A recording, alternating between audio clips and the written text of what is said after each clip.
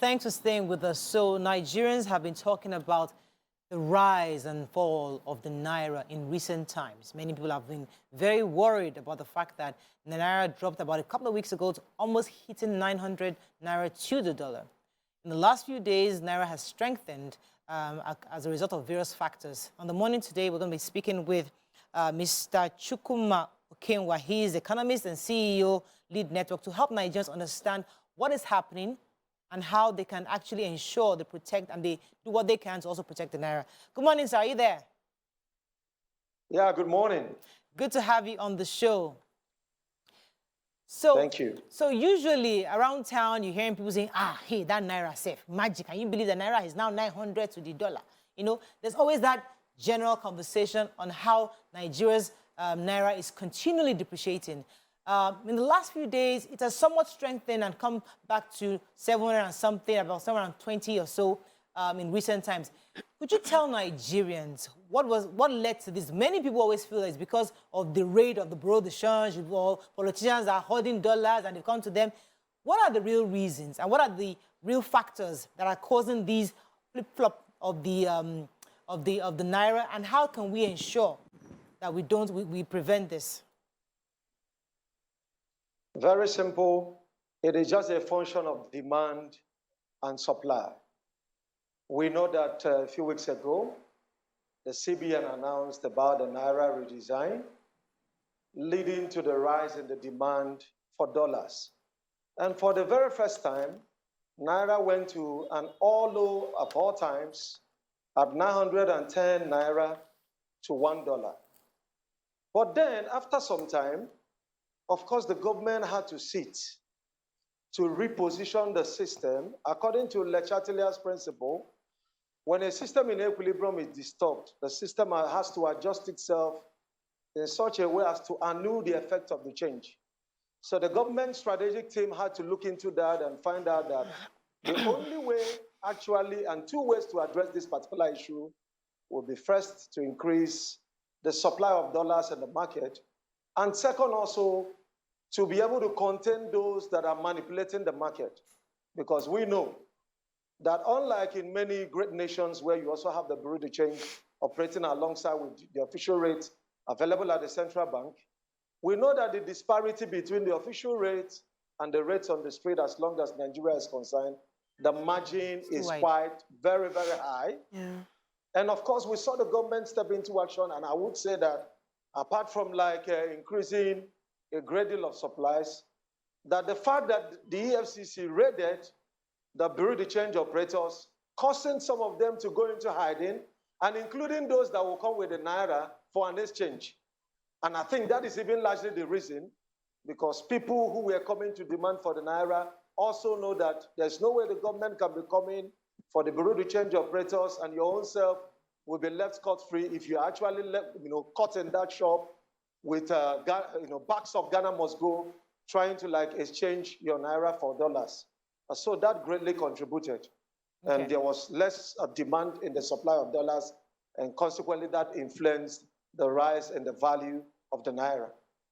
Okay, Mr. Okenwa, I want to know if you understand the reason the banks do not give Naira to business owners, people who really need to transact, give dollar to business owners, people who really need to transact, at the official rates, forcing them to go and source for at the black market.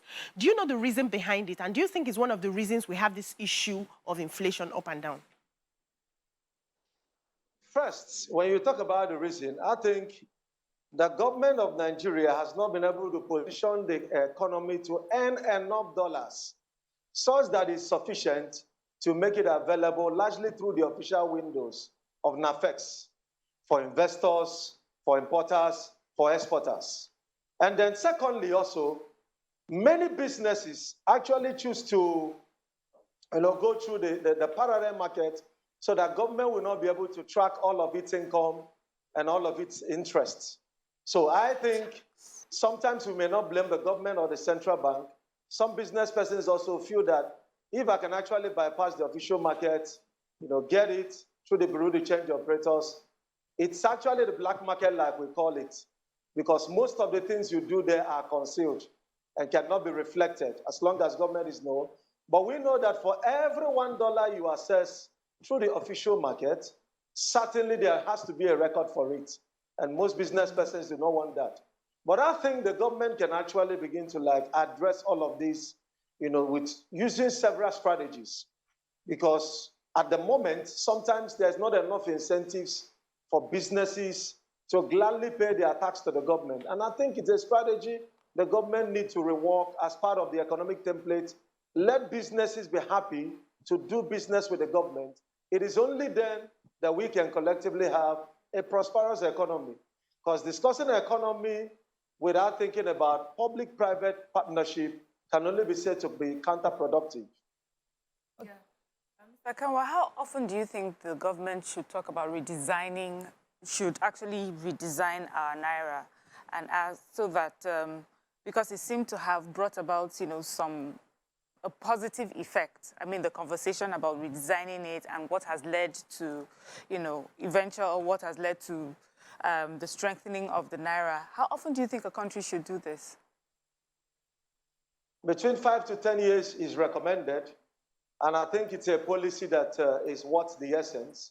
The only challenge, just like in every shade within the country, where we know the import of politics influencing several decisions. So, part of the apprehension that citizens actually had was, are you sure this is not in any way political? It's really for, the projected aim of attaining economic sustainability and ensuring that the holders of currency are actually, brought to loss. And I think that is consistent with global best practices. And if we do that, then of course, if someone is holding the currency, you know that you are doing that at your own risk. Right. Because once in a while, when Naira redesign comes up, you stand at a loss if you don't do anything to really pull through those funds. But of course, we know that, some of these persons also have different options of money laundering, which is you want to launder money, you want to dry clean dirty money, right? So that when people see it through other legal means, they may not even, right, identify that this is from an illegal source. So that means also that the government also needs to also heighten up its game, right, to ensure that our anti-money laundering laws are very much fully implemented. Because one thing about Nigerian citizens are very smart. So when you want to, catch some people this way, they have to outsmart you by leveraging other channels. And government has to be all-encompassing, right, think it through, and then act right. All right. Kindly enlighten me, because I feel that the Naira redesign is a temporary gain. What we're gaining now with the Naira recovering is temporary, because as soon as people dollarize whatever they've kept, things just go back to normal. How can we ensure that these black market rates and the real rates of the dollar conform? At least they're closer than that. The gap is just too wide. And how can that prevent the corruption that my conspiracy thoughts are bringing? I think this is where really political will comes in, and then being consistent with some of administrative reforms we've seen CBN. We know sometime last year the CBN came up with a policy, because before now, of course, the BDCs were entitled to $20,000 weekly from the Central Bank of Nigeria. And we know that these BDCs, which are littered all over Nigeria, over 5,000 of them, that only about 200 operators really have multiple outlets. Now, the bad side of it is that the dollars that would have been made available through the banks to be able to interrogate customers that actually have bank accounts, have their monies in the bank, and if the government choose to give out the dollars to them, the government can actually deduct that from their accounts. With that, you discover that the issue of having too many unbanked monies, unbanked Nigerians will not actually be there. So I think the central bank must do the needful. There's already extant policies available. All we just need is the enforcement, the insistence, do the right thing, channel it through the official means. All right. Let only those that have genuine businesses and need of dollars come for it. And with that, that will be much regulated. Let me go on a quick break, sir. When we come back, we're going to dig further into this. Stay with us. We'll be right back. Thanks for staying with us. We still have Mr. Okenwa with us. Sir, are you still there? Yes. So one of the questions I'd like to ask, because one of the reasons why I like this show is that we try to ask layman questions so that the average Nigerian can understand. Many people don't understand why we have a bureau de change. Why is CBN giving them money? Because if the idea is the banks should be the custodian of dollars, and there's a parallel market, could you help us understand, could you take us back to the beginning? Why was bureau de change created? And do we think technology, the fact that we've currently evolved, can change the need for bureau de change, where we can actually access dollars exclusively via the banks? Okay, yeah, I think even for nations like Nigeria that have a mission to strengthen its currency, the greater the regulation, the better for the country. So having said that, the essence of the bureau de change is actually where citizens, like when you visit some nations, you could actually let me use Switzerland as an instance. You have the SBB, which is controlled by the government. You can actually walk into the platform. They are the same people that manage the transport system. Like it's staff, maybe you brought in dollars into the country, and you want to change it to the Swiss francs, then you can do that with a bureau de change. But of course, it's regulated. And the difference, the percentage difference, is oftentimes less than 2%. But in our own instance, two things that makes it counterproductive. There is less of regulation, and then two, the system is also empowered by the government. So why would the government want to keep funding a process it has little interest to regulate? It's just maybe in the deregulation of the downstream sector. If the government say we are hands off, right? But you still find a way to stay subsidize the sector, then that automatically becomes counterproductive as long as economic policies is concerned. So I think the essence of the bureau de change has always been people can easily access and exchange wherever they are without necessarily going to bank, and is usually positioned as strategic places in many other countries. Mr. Okenwa, please quickly add, this regular policies that creates scarcity of that dollar and how it profits a few, operators within this sector that we're talking about.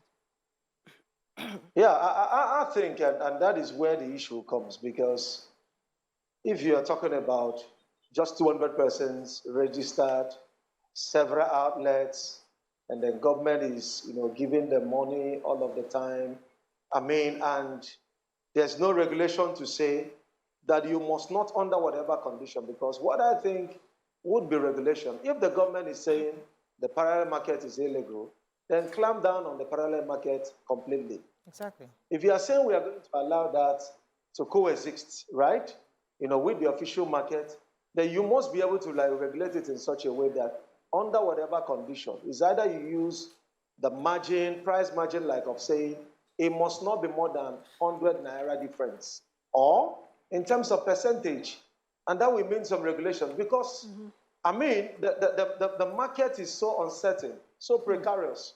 You can't even predict it. That you could wake up today and then you see on the official market, and you see one of the things where this is really costing Nigerians, because the common man will actually be wondering, how does all of this, do I travel, what do I need dollars for, and all the rest of it. But two things. For Nigerians that travel, we quite agree that at the moment, buying international flights, right? The airfares for international trip, you can no longer do that in Naira. Many of them in 60, you do that in dollars. So if you don't have money in your domiciliary account, then you have to go through an agent, right? And the cost now that you buy at an agent, the cost that you buy from the agent, it's very outrageous. As a matter of fact, from my calculations, because I looked at, I just made a trip recently, and on the website of the airline, it was showing about less than $1,000, which when you convert to Nigerian Naira based on official rate should be less than 400,000, right? At the official rates as at then. But then the airline, the agent was selling at almost 800,000, right? And we know that the Minister of Aviation has come up to say that all airlines in Nigeria must make their sales in our own local currency, which is expected. I mean, you don't go to any nation and be selling in another nation's currency. That would be like dollarization. But guess what? Why the government could not have that moral right to insist on that and to insist that it is implemented is simply because many of these companies, the money they have made over the years, there's no dollar to repatriate their funds. The CBN has not got enough dollar to enable them to repatriate their funds back to their country. So how can you be telling somebody, I will beat you, but don't cry at the same time? So if we actually have enough dollars and enough of it, and then people doing businesses, foreign businesses operating in Nigeria's soil, have enough dollars to repatriate funds, most of this hyperinflation we witness here and there in Nigeria will not be the case. Right. So, sir, Mr. Okenwa, what do you think we can do as a nation, like a deliberate act, to ensure that we begin to strengthen the Naira?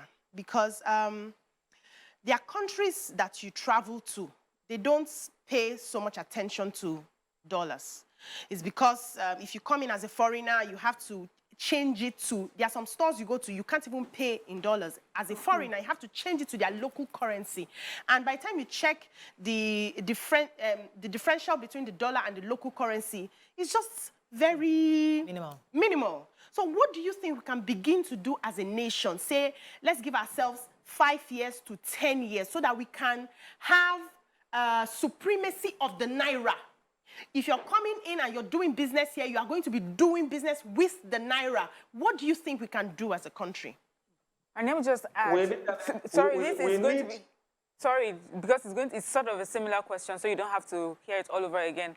Would you say that the process of strengthening the Naira is solely about political will, or is it really about our tastes, you know, as Nigerians for foreign things? It's entirely a function of political will, because when you talk about our taste, I mean, as citizens, we are modeling after our leaders. If the lead,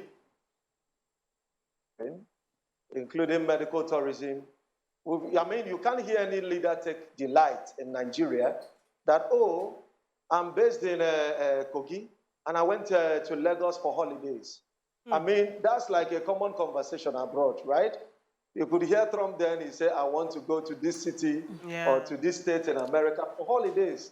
But I mean, which Nigerian leader would do that? You know, there could even be rumors that probably he has gone bankrupt. So we actually take delight in saying, oh, I've gone to this country, I've gone to this top destination and the so-called global destinations. So I think the strategy actually in strengthening the Naira would be, what is our strategy to earn hard currencies? Those hard currencies, we're actually using our weaker ones to chase at the moment, making it even weaker, further weaker. What can we do to make foreigners bring in their currency into Nigeria? And with that, we can have enough. And part of it, of course, we mean, is there anything in Nigeria that is worth celebrating to the extent that we can leverage on one of the biggest industries that bring earnings to countries, and that is, of course, tourism potentials. And Nigeria have enormous potentials for tourism. So people just get into your country and they want to spend, they pay hotel bills, they pay for flights, and of course, government has the taxes associated with this flight. They eat the food on your street, attend shows, and you are earning currencies. And then you now also talk about the things you are producing in exchange. And you know why we need to up our game? You know, sometimes we just talk about agriculture and all the rest of it. Yes, agriculture is very important. But guess what? Since the economy has to do about exchange, if you have like maybe America giving you just a rifle, do you know how many cocoa you will gather just in exchange of one rifle? Or America want to supply you one flight or one vehicle just in exchange of many produce. It will require like almost all the whole villagers, you know, who are into farming to be able to meet that balance of trade. So government needs like a strategy to ensure that in technology we are earning, in tourism we are earning, some of these emerging industries, even aviation.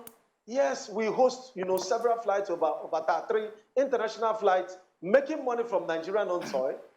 How can we also make money from their own soil and also convening largely our citizens to top destinations that they choose to go Why must it be like, having dependent entirely on other nations to do that for us? Right. And then also look at what has actually made it come. This one is very important. Counterproductive all these years is that when we even earn the hard currency by selling our crude oil, we still use the hard currency to buy a little of the refined product.